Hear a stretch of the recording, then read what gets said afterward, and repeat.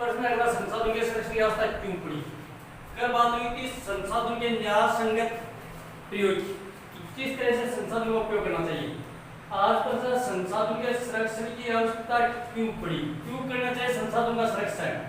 अपन उत्तर देंगे कि मनुष्य अपनी आवश्यकताओं की पूर्ति करने के लिए प्राकृतिक संसाधनों का उपयोग करता है।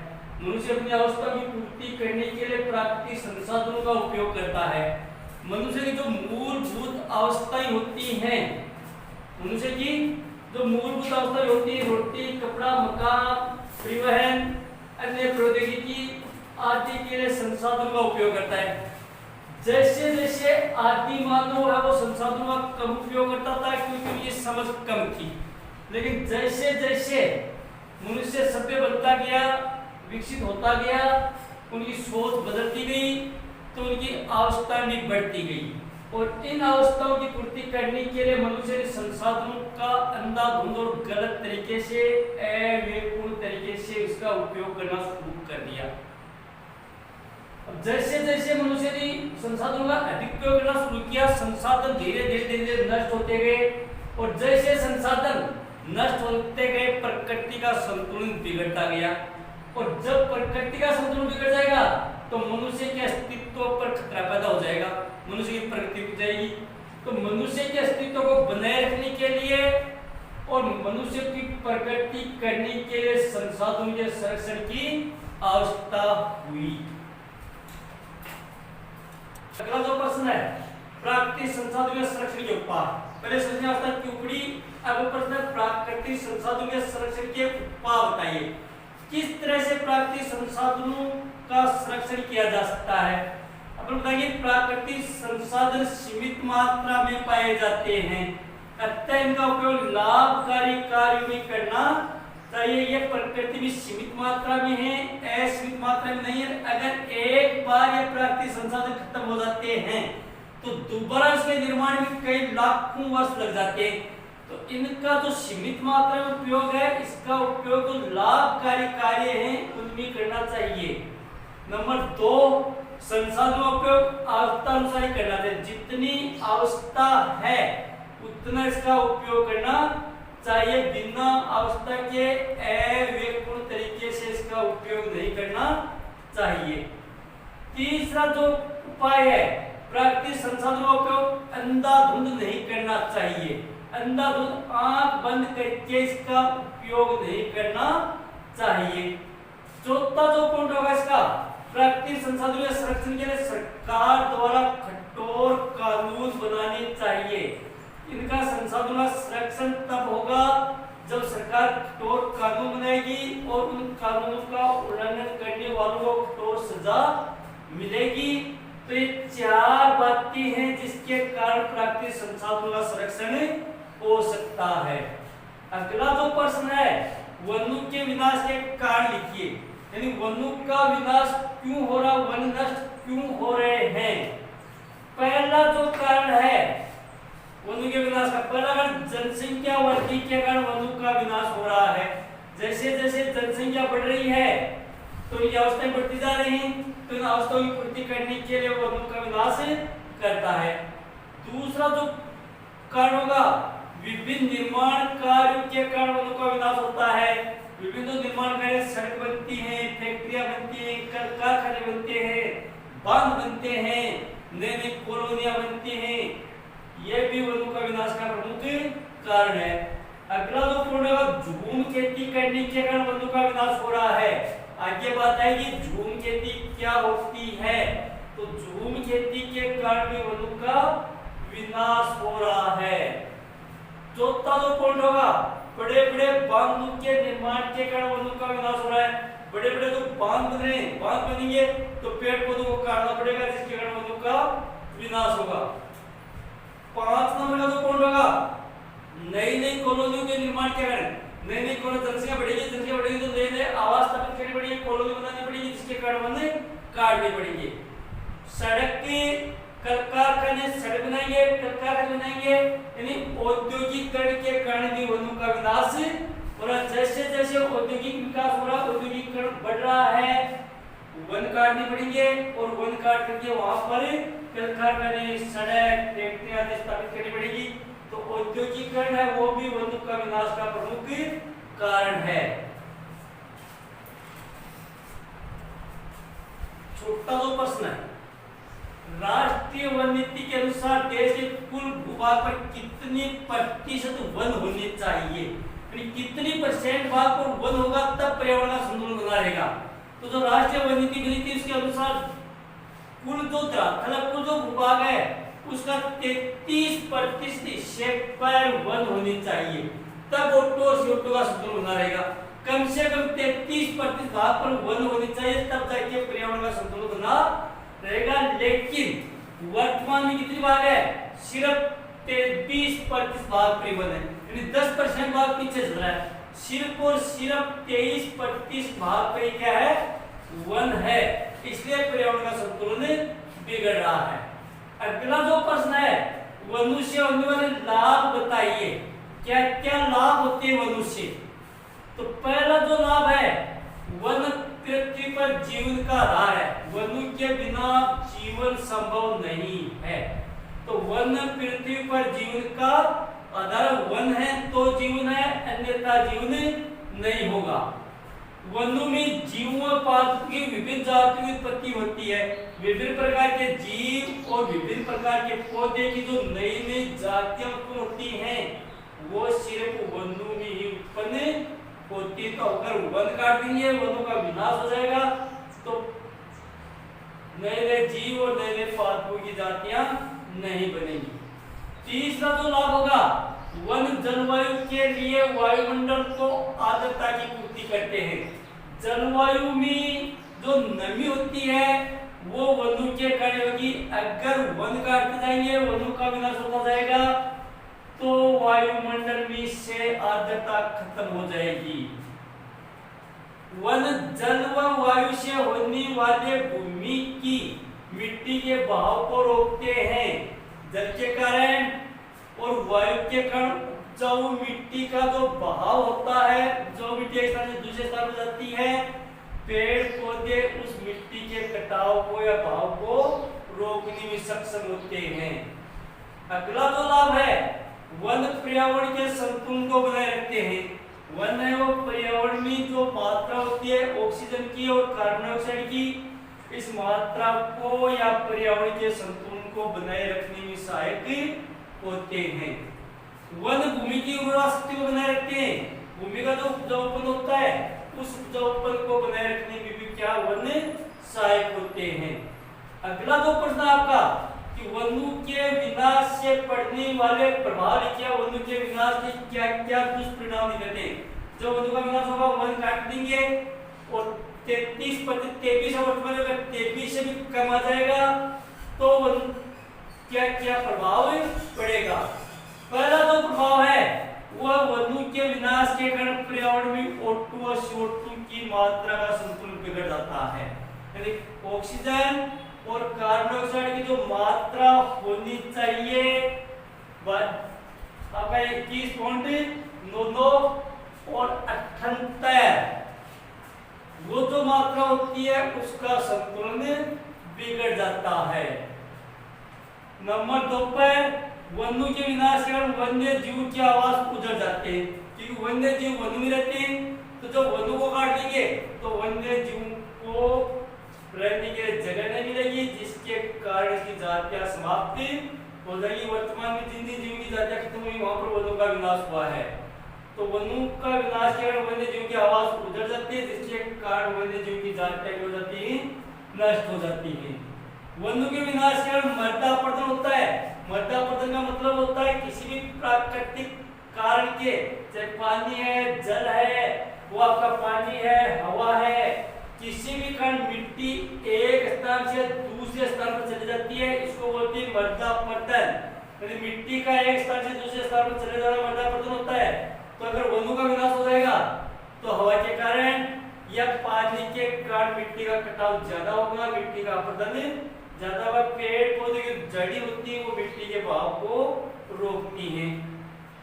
वनों के विनाश के कारण वर्षा में कमी आती है। वर्षा नहीं होगी, अगर वन काट देंगे तो वर्षा में कमी आएगी।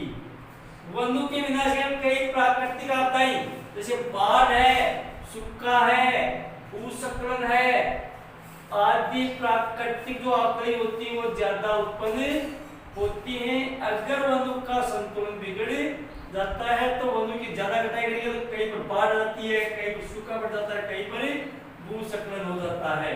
तो ये वनों से पड़ने वाले प्रभाव। अगला जो प्रश्न है वनों के संरक्षण के उपाय बताइए। कैसे किया जाता है वनों का संरक्षण? पहला जो नंबर होगा वनों की कटाई निश्चित सीमा तक की करनी चाहिए, अंधाधुंध उपयोग इसका नहीं करना।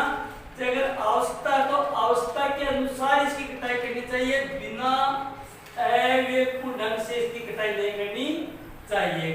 नंबर 2, जहां से एक पेड़ काटा जाता है वहां पर कम से कम 2 पेड़ आवश्यक रूप से लगानी चाहिए, ताकि मनुष्य की अगर आवश्यकता है तो उसकी आवश्यकता की पूर्ति हो जाएगी और पर्यावरण का संतुलन बना रहेगा। अगर एक काटेंगे तो एक के बदले अपनी आवश्यकता पूरी कर लेगा, एक के बदले 2 लगा देंगे तो वनों का संरक्षण हो जाएगा और मनुष्य की आवश्यकता की पूर्ति भी हो जाएगी। तीसरा जो गुण है वनों की आग से सुरक्षा करनी चाहिए। वनों में आग लग जाती है और आग लगने के कारण वन नष्ट हो जाते हैं, तो वनों की आग से सुरक्षा करनी चाहिए। और आग से सुरक्षा के लिए क्या करनी चाहिए? वनों में अग्नि पथ बनानी चाहिए। आग बुझाने के लिए रास्ते पहले से तय करनी चाहिए, ताकि अगर आग लग जाए तो अग्निशमन यंत्र के द्वारा वहां पर पहुंचकर आग को काबू में किया जा सके। तो पहले से वनों में अग्नि पथ बनानी चाहिए। वनों की हानिकारक कीटों से सुरक्षा के लिए कीटनाशकों का छिड़काव करना चाहिए। अगर कोई हानिकारक कीट पैदा हो गए वनों में तो पौधों को खा के उसको नष्ट कर देंगे, तो इसके लिए कीटनाशक रसायनों का छिड़काव करना चाहिए ताकि वन नष्ट न हो सके। बांधों का निर्माण करते समय वनों के संरक्षण को ध्यान में रखना चाहिए। जब बांध बनाते हैं या कोई भी बहुउद्देशीय योजना जो बनाते हैं तो वो भी विकास के लिए आवश्यक होती है।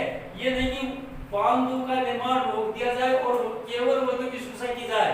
तो बांधों का निर्माण भी जरूरी है विकास के लिए और साथ भी वन भी जरूरी है पर्यावरण की सुरक्षा के लिए। तो दोनों बातों को ध्यान में रखते हुए जहां पर बांध बनता है वहां पर जहां तक हो सके कम से कम पेड़ पौधे काटने चाहिए या ऐसी जगह पर बांधों का निर्माण करना चाहिए जहां पर पहले से पेड़ उपलब्ध नहीं है। तो बांधों का निर्माण करते समय वनों के संरक्षण को ध्यान में रखना चाहिए। वनों के संरक्षण के लिए सरकार द्वारा कठोर कानून बनाने चाहिए। वनों की सुरक्षा के लिए सरकार के द्वारा कठोर से कठोर कानून बनाना चाहिए और जो अंधाधुंध या बिना अवस्था के अगर वनों की कटाई करता है तो फिर उसको कानून के संज्ञा में ले लेना चाहिए। वनों के महत्व के बारे में जन चेतना जागृत करनी चाहिए। वनों के महत्व के बारे में बताना चाहिए लोगों को कि अगर वनों को काटेंगे तो अपन को कौन कौन से नुकसान होंगे और अगर वन है तो अपन को क्या क्या लाभ हो सकता है। तो इसके बारे में लोगों में जन चेतना जागृत करनी चाहिए। इसके महत्व के बारे में लोगों को बताना चाहिए। वन महोत्सव में बढ़ चढ़ कर हिस्सा लेना चाहिए। सरकारों द्वारा हर जुलाई महीने में 15 से लेकर 31 जुलाई तक या कभी कभी जो वर्षा जल्दी हो जाती है वहां से 1 से 15 जुलाई तक यानी 2 सप्ताह का या एक पखवाड़े का वन महोत्सव चलता है। उसमें जगह जगह जो भी सार्वजनिक स्थान होते हैं या वो खाली जगह होती है, सरकारी स्कूल है, सरकारी अस्पताल है, सरकारी कार्यालय है, सड़क है, जो जो भी सरकारी उपक्रम है वहां पर पौधे लगाए जाते हैं। हर साल वन महोत्सव चलता है 2 सप्ताह का एक पखवाड़े का। तो वो जब वन महोत्सव वाला पखवाड़ा चलता है तो उस पखवाड़े में हर व्यक्ति को बढ़ चढ़ कर हिस्सा लेना चाहिए, ज्यादा से ज्यादा पेड़ पौधे लगानी चाहिए। ये सारी बातें वन संरक्षण के उपाय। झूम खेती थोड़ी देर पहले आता वनों के विनाश के कारण आता झूम खेती। झूम खेती है वो वनों के विनाश में क्या भूमिका होती है इसकी। यहाँ पर पहले परिभाषा बताएंगे कि झूम खेती होती क्या है। इस प्रकार की खेती में झूम खेती इस प्रकार की खेती होती है जहाँ पर वन होते हैं किसी स्थान विशेष की वन के किसी भी कोने में से पेड़ पौधों को काट दिया जाता है, उसको जला दिया जाता है, वहीं पर जलाकर उसकी राख बना दी जाती है। राख बनाने से वहां की भूमि की उर्वरा शक्ति बढ़ जाती है और वहां पर रहने वाले स्थानीय लोग उस क्षेत्र विशेष में खेती कर लेते हैं। तो 2-3 साल तक उनको अच्छी पैदावार मिलती है। जैसे पैदावार कम मिलनी शुरू हो जाती है, वो लोग उस जगह को छोड़ करके दूसरी जगह के वनों को, दूसरी जगह के वन के जो पेड़ पौधे उसको जला देते हैं, वहां पर राख बना दी जाती है और वहां पर खेती कर लेते हैं। जैसे वहां पर 2-3 साल बाद में उत्पादन लेना कम शुरू हो जाता है, तो फिर अगले क्षेत्र के पेड़ पौधों को जला कर राख बना लेते हैं। इस तरह से बार-बार झूम खेती का स्थान बदलते हैं, तो वनों के विनाश में भूमिका अदा होती है। तो इस प्रकार की खेती में किसी क्षेत्र विशेष की वनस्पति को जलाकर राख कर दी जाती है, पेड़ पौधों को जला दिया जाता है, जलाने से राख बन जाती है, जिससे वहां की भूमि की उर्वरा शक्ति में वृद्धि होती है और उस राख के कारण वहां की भूमि की जो उर्वरा शक्ति होती है वो बढ़ जाती है। फलस्वरूप 2-3 वर्ष तक अच्छी फसल होती है। इस प्रकार की खेती को झूम खेती कहा जाता है। तो स्थानीय जो लोग होते हैं वो अपनी आवश्यकताओं की पूर्ति करने के लिए इस प्रकार की खेती करते हैं, लेकिन वो अपनी आवश्यकताओं की पूर्ति कर लेते हैं, लेकिन वहां के वनों का विनाश भी होता है। नंबर 3 पर सामाजिक वानिकी। क्या होती है सामाजिक वानिकी? क्या क्या मुख्य घटक होती है, क्या उद्देश्य होता है सामाजिक वानिकी का? इसमें तो कृषि वानिकी होती है कि खेती करते हैं, पर खेती करने के साथ साथ खेती के चारों तरफ जो मेड़ होती है उस मेड़ के पास ज्यादा से ज्यादा पेड़ पौधे लगानी चाहिए, ताकि खेत में जो उपजाऊ जमीन है वहां की जगह भी न रुके, वहां पर तो जो किसान है वो फसल प्राप्त कर सकता है और साथ में चारों तरफ पेड़ पौधे लगा करके सामाजिक वानिकी को बढ़ावा भी दे सकता है, पर्यावरण की सुरक्षा भी कर सकता है। दूसरा जो इसका उद्देश्य होता है वो होता है वन विभाग द्वारा जो सामुदायिक आवश्यकताएं होती हैं, उन सामुदायिक आवश्यकताओं की पूर्ति हेतु नहर होती है, सड़कें होती हैं, अस्पताल होते हैं, सरकारी और कार्यालय होते हैं या सार्वजनिक जगह पर होते हैं, वहां पर ज्यादा से ज्यादा पौधे लगानी चाहिए, ज्यादा से ज्यादा वृक्षारोपण करना चाहिए। इसके पीछे उद्देश्य क्या होता है? नहर है, वहां पर जो लोग रहते हैं नहर के दोनों किनारों पर पेड़ पौधे लगा दिए, तो इनसे जो उत्पादन मिलता है वहां के लोगों की आवश्यकताओं की पूर्ति नहर के आसपास रहने वाले लोगों की हो जाती है, तो वनों का सुरक्षा भी हो जाएगी और उनकी आवश्यकताओं की पूर्ति हो जाएगी। अस्पताल में जो कर्मचारी काम करते हैं वहां पर अगर पेड़ पौधे लगा देते हैं तो इनकी आवश्यकताएं इन पेड़ पौधों से पूरी हो जाती है, तो इनकी आवश्यकताएं भी पूरी हो जाएगी और पर्यावरण का संतुलन बना रहेगा। कोई भी जो सार्वजनिक कार्यालय है, सरकारी कार्यालय, वहां पर जो कर्मचारी काम करते हैं, अगर वहां पर वो ज्यादा से ज्यादा पेड़ पौधे लगाते हैं तो इनकी आवश्यकताओं की पूर्ति हो जाती है और साथ साथ में सामाजिक वानिकी का उद्देश्य भी पूरा हो जाएगा। सामाजिक वानिकी का मुख्य उद्देश्य ये होता है कि पर्यावरण का संतुलन बना रहे, पर्यावरण का संतुलन न बिगड़े। ग्रामीणों द्वारा सार्वजनिक स्थलों पर ज्यादा से ज्यादा वृक्षारोपण करना चाहिए। तो ग्रामीण इलाके हैं, यहाँ पर अपन इस गाँव में रहते हैं, तो गांव के चारों तरफ जो भी खाली जगह है, चाहे कोई सरकारी कार्यालय है, सड़क है, कोई फैक्ट्री है, कोई बंजर भूमि पड़ी है, वहां पर अगर ज्यादा से ज्यादा पेड़ पौधे लगाएंगे सब ग्रामवासी मिल करके, तो गांव के लोगों की पूर्ति वहीं पर हो जाएगी। वनों को काट के उसको दूसरी जगह पर ले जाना पड़ेगा, तो स्थानीय स्तर पर आवश्यकताओं की पूर्ति हो जाएगी और गांव के चारों तरफ का वातावरण वो भी स्वच्छ और संतुलित बना रहेगा। इसकी आवश्यकताओं की पूर्ति हो जाएगी, साथ साथ में उसको आवश्यकताओं की पूर्ति करने के लिए दूसरी जगह से वनों को काटना नहीं पड़ेगा। तो ये सामाजिक वानिकी के मुख्य उद्देश्य होते हैं। क्या होते हैं वन्यजीव? वन्यजीव क्या क्या लाभ है, वन्यजीव के नष्ट होने के कारण और फिर आगे बात आई वन्यजीव के संरक्षण के उपाय। तो वन्यजीव बोलते किसको हैं? वे जीव जो प्राकृतिक आवासों में निवास करते हैं, जो प्राकृतिक आवास होते हैं वहां पर जो जीव निवास करते हैं उसको बोलते हैं वन्य जीव। क्या क्या लाभ होता है वन्य जीव का? तो वन्य जीव का जो पहला लाभ है, वन्य जीव से हमें खाल, सींग, खुरी आदि प्राप्त होते हैं, जिसका उपयोग विभिन्न प्रकार की सामग्रियां बनाने में, विभिन्न प्रकार की वस्तुएं बनती हैं। वन्य जीव से हमें विभिन्न प्रकार की औषधियां प्राप्त होती हैं, वन्य जीव से कई प्रकार की औषधियां हमें मिलती हैं। वन्य जीव पर्यावरण संरक्षण में सहायक होते हैं। अगर वन्य जीव की एक जाति समाप्त हो जाती है तो तो भी दूसरी जाति की संख्या ज्यादा बढ़ जाती है और पर्यावरण का संतुलन बिगड़ जाएगा। वन्य जीव से मांस प्राप्त होता है और वन्य जीव से क्या प्राप्त होती है? खाद्य प्राप्त होती है। तो ये तो वन्य जीव के लाभ है। अगला जो प्रश्न है, वन्य जीव के विलुप्त होने के कारण, वन्य जीव क्यों नष्ट हो रहे हैं, क्या कारण है वन्य जीव के विलुप्त होने के कारण? पहला जो सबसे बड़ा कारण है वह जनसंख्या वृद्धि के कारण। जैसे जैसे जनसंख्या बढ़ रही है उसकी अवस्था बढ़ती जाती है और लोग वन्य जीव का शिकार करते हैं।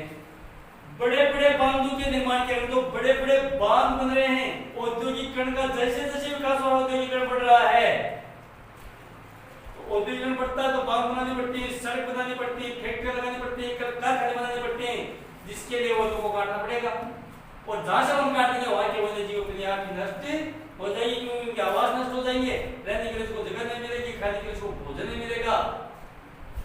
तीसरा जो कारण है वो वनों में खनन कार्य करने के, वनों में जो खनन कार्य होता है उसके कारण भी उनके प्राकृतिक आवास नष्ट हो जाते हैं। चौथा जो कारण वो अम्लीय वर्षा के कारण, अम्लीय वर्षा के कारण वन्य जीव और पेड़ पौधे दोनों को नुकसान होता है, पौधे भी बढ़ जाते हैं और वन्य जीव भी मर जाते हैं।